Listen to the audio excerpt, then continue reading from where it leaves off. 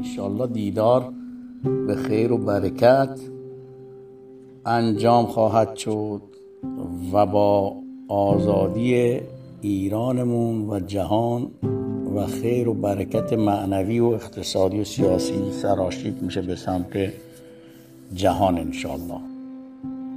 خیال آمدن دیشبم به سر میزد،